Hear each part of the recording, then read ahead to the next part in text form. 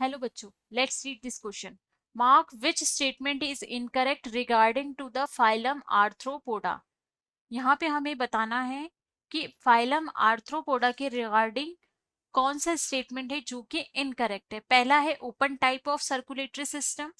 B option है हमारा bilaterally symmetrical coelomate animals.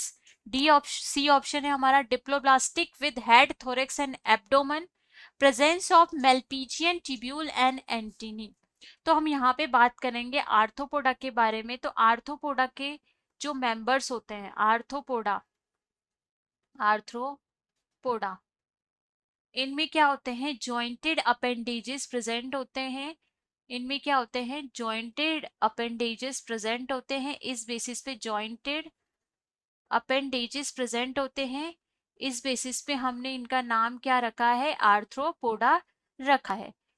अब यहाँ पे पूछा है कि हमसे इनकरेक्ट स्टेटमेंट के बारे में पूछा है. तो अगर हम इनके सर्कुलेटरी सिस्टम की बात करें तो यहाँ पे हमें ओपन सर्कुलेटरी सिस्टम ही मिलता है. ओपन सर्कुलेटरी सिस्टम क्या होता है, कोई ब्लड वेसल्स नहीं होती हैं, डायरेक्ट कैविटीज में ब्लड जाता है और पूरी बॉडी में सर्कुलेट होता है. तो आर्थ्रोपोडा के मेंबर में जो है ओपन सर्कुलेटरी सिस्टम मिलता है.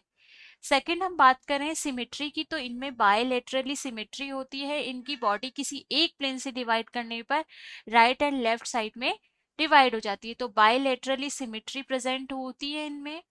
और क्या होती है, ये सीलोमेट एनिमल्स होते हैं, इनमें गट कैविटी मिलती है. तो ये कैसे होते हैं, सीलोमेट एनिमल्स भी होते हैं. तो ये बात भी बिल्कुल सही है. डिप्लोब्लास्टिक, ये सीलोमेट होते हैं, लेकिन तो फिर ये एडवांसमेंट में आ गए तो ये कैसे होते हैं, ट्रिप्लोब्लास्टिक एनिमल होते हैं. तो यहाँ पे जो हमारा थर्ड ऑप्शन है वो क्या है, इनकरेक्ट हो जाएगा. फोर्थ दे रखा है हमें presence of Malpighian tubules on antenna.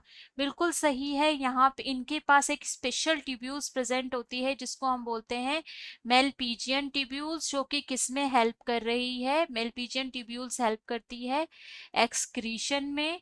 उसके अलावा इनके पास एंटीना होता है. एंटीना क्या है, सेंसेस, इनके जो सेंसेस है उसमें हेल्प करती है.